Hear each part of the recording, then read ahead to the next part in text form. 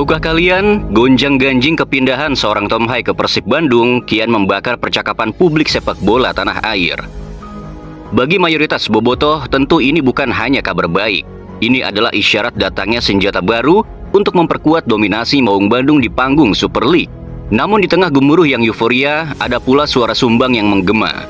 Pihak-pihak yang marah dan menuding bahwa keputusan Tom Hai hanyalah perkara uang belaka. Bahkan seorang kritikus sepak bola, Coach Justin, ikut angkat bicara dan menegaskan hal senada.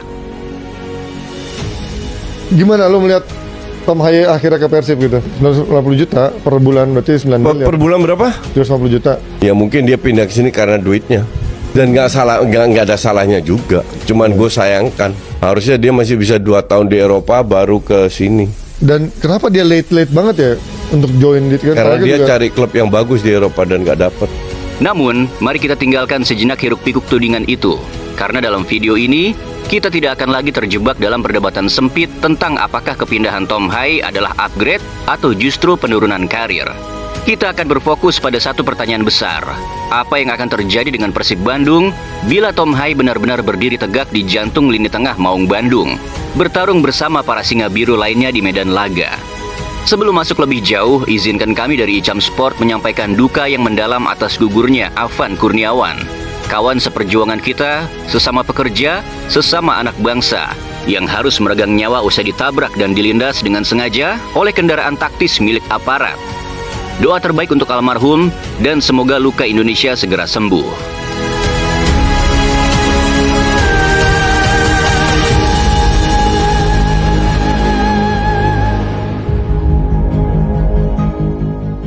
Kembali ke Persib, setelah melewati badai perombakan besar-besaran musim lalu, di mana eksodus pemain lama membuat Maung Bandung seakan kehilangan taringnya, banyak yang menilai performa Persib tak lagi semenggigit musim-musim sebelumnya. Ini bukanlah hal mengejutkan, sebab revolusi selalu meninggalkan fase adaptasi. Tetapi yang membuat musim ini berbeda adalah kenyataan bahwa para rival pun tak mau berdiam diri. Persija, Dewa United, Malut United, bahkan sejumlah klub lain di Super League, semua tampak berlomba-lomba melakukan upgrade, membangun revolusi besar, seakan bersiap menyalip tahta yang selama ini begitu erat digenggam oleh Persib Bandung. Namun di tengah panasnya persaingan itu, Persib tak gegabah. Mereka menunggu, dan disinilah kejeniusannya. Pelatih dan pihak manajemen Persib menganalisis juga membaca setiap celah dengan mata elang. Jika klub lainnya sudah merampungkan atau sudah all in dengan budget mereka untuk bursa transfer sebelum liga dimulai, Persib berbeda. Mereka sengaja membiarkan 2 pertandingan berlalu agar menjadi evaluasi langsung bagaimana para punggawa yang baru didatangkan ini bermain. Dan tepat sebelum jendela transfer ditutup, Maung Bandung mengaum lantang dari meja negosiasi, menghadirkan Federico Barba untuk memperkuat dinding pertahanan, serta Tom Hai, maestro lini tengah yang dipercaya mampu menjadi jembatan untuk menyuplai bola-bola manja ke pemain depan. Bahkan kabar terbaru dari sang Fabrizio Romanonya Indonesia, Bung Harpa, menyebutkan bahwa info A1 mengarah pada satu nama lagi pemain diaspora lainnya. Ya, dialah Elionel Reinders, pemain yang disebut-sebut akan segera mendarat di Bandung. Dan ini gue juga sempat spill kemarin ya dengan judul habis Tom Hai terbilah ... ya dari informasi yang gue terima.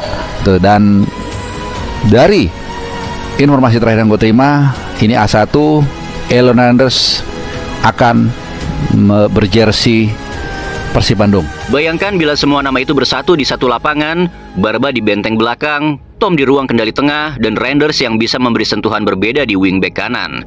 Lantas seberapa menakutkan kombinasi ini? Seberapa besar guncangan yang akan dirasakan lawan ketika Maung Bandung turun dengan formasi barunya? Yang jelas inilah pertanyaan yang akan membuat seluruh Super League bergetar. Apakah kita sedang menyaksikan lahirnya era baru Persib Bandung? Era di mana Persib bukan lagi mengincar kemenangan, tetapi ingin membayar muncankan diri mereka. Ya, itu menjadikan Super League adalah Liga Petani Persib Bandung.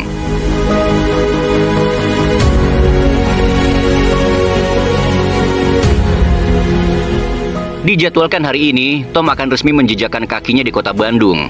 Dan bila semua berjalan sesuai rencana, debut sang maestro kemungkinan besar akan langsung kita saksikan dalam laga syarat gengsi Persib Bandung kontra Borneo FC. Namun misteri masih menyelimuti. Formasi apa yang akan diracik oleh Boyan Hodak ketika seorang profesor lini tengah itu dimasukkan ke dalam jantung permainan Maung Bandung? Besar kemungkinan, duet lini tengah Persib akan dihuni oleh 2 nama besar, Mark Klok dan Tom Hai. Di atas kertas, Klok akan berdiri sebagai benteng pertama, seorang defensive midfielder yang bertugas kotor. Diharuskan terus berlari, menempel, dan beradu fisik mati-matian demi merebut bola, yang tujuannya satu, yaitu mematahkan setiap serangan lawan. Dan tepat di depannya, Tom akan memainkan peran yang lebih maju, seorang central midfielder yang menjadi otak permainan sekaligus pengatur tempo yang bisa mengubah arah laga hanya dengan satu sentuhan. Skema ini nyaris menyerupai apa yang kita lihat di timnas Indonesia, yaitu Mark Klok akan menjadi sosok Joy Pelopessinya timnas, pemain yang rela menjadi tameng dan mengorbankan dirinya bahkan untuk bermain keras dan kotor sekalipun. Dan Tom adalah penghubung yang membawa bola keluar dari tekanan, lalu mengalirkannya dengan kemampuan reading the game dan akurasi umpan panjang. Skenarionya sederhana, begitu Klok berhasil merebut bola, ia hanya perlu mengoper cepat ke Tom Hai. Dan dari situlah, Tom akan melepaskan direct ball yang menusuk cepat, melewati kepala-kepala pemain lawan, dan langsung masuk ke jantung pertahanan mereka. Kita sudah melihatnya di timnas Indonesia. Kita sudah menyaksikannya pula di klub yang ia bela. Umpan direct ball Tom Hai ini benar-benar seperti menggunakan sebuah remote control. Bola yang ia lepaskan mirip seperti panah yang ditembakkan dari busur. Lurus, tajam, dan seringkali tepat sasaran. Dan kini senjata itu akan segera digunakan di medan perang Super League bersama Persib Bandung.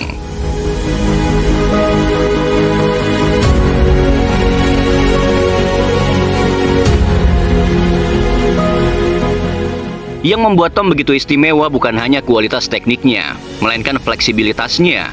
Ia adalah pemain yang bisa menyesuaikan diri dengan kebutuhan tim, baik ketika harus ikut bertahan dengan disiplin, maupun saat dituntut menjadi otak permainan dalam tim yang menguasai bola dan mendominasi serangan.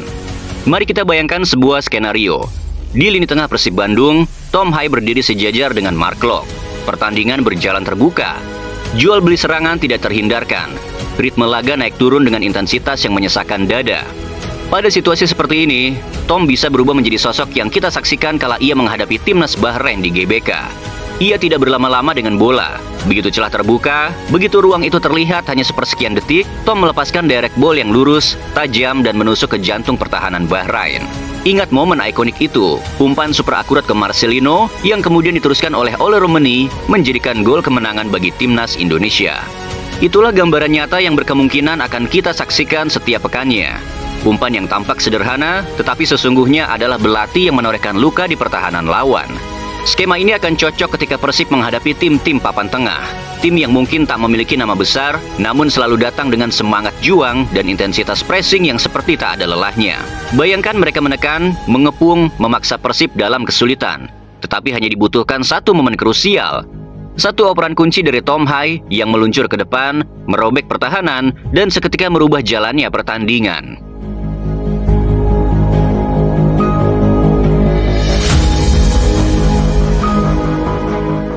Lalu bagaimana jika Persib benar-benar memilih untuk bermain menyerang? Anggaplah situasinya mendesak. Maung Bandung membutuhkan kemenangan, atau justru sedang tertinggal. Maka di momen seperti itu, Persib akan dipertunjukkan sesuatu yang mirip dengan apa yang terjadi saat Tom Hai membela timnas Indonesia melawan China di babak kedua. Kala itu timnas sudah tertinggal 2-0, harapan tampak menipis, permainan pun cenderung buntu. Namun ketika Tom masuk di babak kedua, segalanya berubah. Ritme permainan timnas menjadi cair, aliran bola lebih hidup, dan kendali permainan seakan berpindah tangan. Dari yang semula bertahan dan tertekan, timnas tiba-tiba berani menguasai bola, membangun serangan, dan mendikte tempo, walaupun pada akhirnya Indonesia gagal untuk menyamakan kedudukan. Kehadiran Tom memberi pengaruh yang nyata, skor berhasil dipersempit, dan gol yang lahir pun datang langsung dari aksi seorang Tom Hai.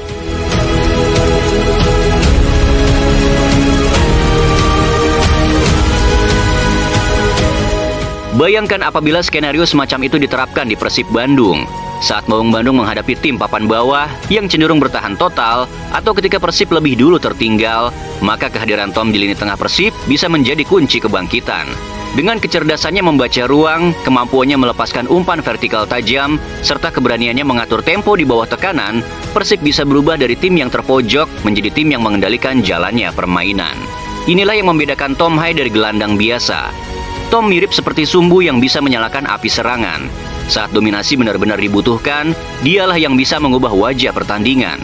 Dari tekanan menjadi serangan, dan dari ketertinggalan menuju kebangkitan.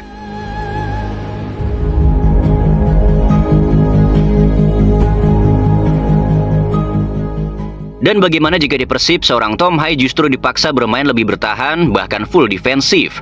Ya, cepat atau lambat, Persib pasti akan menemui satu titik di mana mereka digempur habis-habisan oleh lawan. Entah karena lawan sedang tertinggal dan memburu gol penyeimbang, atau karena lawan sedang berjuang mati-matian untuk meraih poin krusial. Pada momen seperti itulah, peran Tom Hai akan tampak jelas, sebagaimana ia tunjukkan ketika timnas Indonesia mengalahkan Arab Saudi 2-0. Malam itu Indonesia memilih untuk bertahan. Mereka membiarkan Arab Saudi menguasai jalannya pertandingan, menekan dan membombardir lini pertahanan. Namun di tengah gempuran serangan itulah, Tom Hai ada dan berperan sebagai pemimpin di lini tengah. Dengan kemampuan dan ketenangannya, ia meredam setiap serangan yang datang dari sektor tengah, memutus aliran bola lawan, dan membuat dominasi Arab Saudi tidak pernah benar-benar menemukan hasil. Lebih dari itu, dari kakinya pula lahir ancaman paling berbahaya. Ketika semua mata tertuju pada serangan Arab Saudi, Tom mampu melepaskan direct ball tajam yang langsung menghantam jantung pertahanan mereka. Bayangkan, Tom itu adalah tipikal pemain yang bisa membalikkan keadaan. Yang awalnya tim diserang habis-habisan, kemudian ia mampu membalikkan tekanan menjadi peluang emas.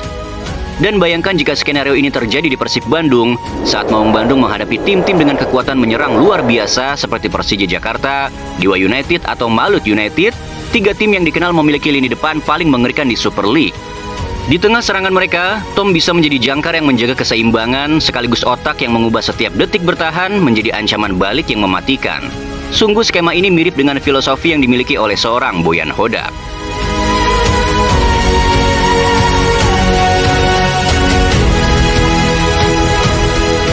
Itu semua baru akan terjadi ketika kita berbicara tentang Tom Hai. Belum lagi jika kita membuka bab lain tentang sosok Eliano Renders. Eliano adalah pemain yang berposisi sebagai wingback kanan, posisi yang saat ini diisi oleh Hen-Hen Herdiana dan Kakang Rudianto. Jika benar ia mendarat di Bandung, maka jelas terlihat bahwa Boyan Hodak dan manajemen Persib menilai sektor kanan pertahanan adalah titik krusial yang harus segera diperkuat dengan kedalaman kualitas. Kita tahu Kakang Rudianto memang solid ketika bertahan. Ia disiplin dan tangguh dalam mengawal area. Namun begitu permainan menuntut overlap atau ketika diperlukan crossing akurat yang menusuk ke kotak penalti, Kakang tampak kehilangan sentuhannya. Hal itu wajar karena sejatinya Kakang adalah seorang center back yang dipaksa beradaptasi di sisi sayap pertahanan. Berbeda halnya dengan Hen-Hen Herdiana.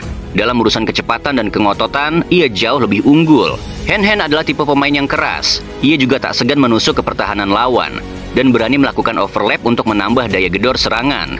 Tetapi kelemahannya pun terlihat. Hen-Hen tidak cukup kuat dalam bertahan, dan akurasi umpannya seringkali menjadi titik lemah yang dimanfaatkan oleh lawan. Disinilah Eliano Renders hadir sebagai sosok yang seolah menggabungkan kelebihan keduanya. Dalam bertahan, ia ngotot, disiplin, bahkan bisa dibilang keras kepala untuk tidak memberi ruang pada lawan. Dalam menyerang, jangan ragukan kualitasnya. Eliano punya spesialisasi overlap, kecepatan, dan gocekan yang mampu menusuk pertahanan lawan. Memang benar jika dibanding Kakang atau Hen-Hen, postur Eliano tidak lebih istimewa. Tapi mari kita jujur, pada posisi wingback kanan, duel udara bukanlah menu utama. Yang lebih dibutuhkan adalah ketepatan membaca ruang, kecepatan, serta akurasi dalam melepaskan bola ke jantung serangan. Dan itu semua ada dalam diri Eliano. Karena itulah jika transfer ini benar-benar terwujud, maka Persib telah membuat keputusan strategis yang luar biasa cerdas. Mereka melihat kelemahan, mereka menilai kebutuhan, dan mereka langsung menambalnya dengan pemain yang tepat sasaran. Sebuah langkah yang tidak hanya memperkuat sisi kanan pertahanan, tetapi juga menambah dimensi baru dalam gaya bermain Persib Bandung.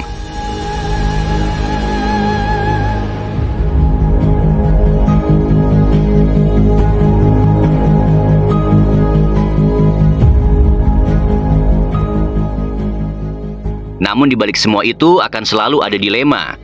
Bagi pecinta timnas, terutama pendukung pemain diaspora, kedatangan Eliano ke Persib bisa menjadi pisau bermata dua.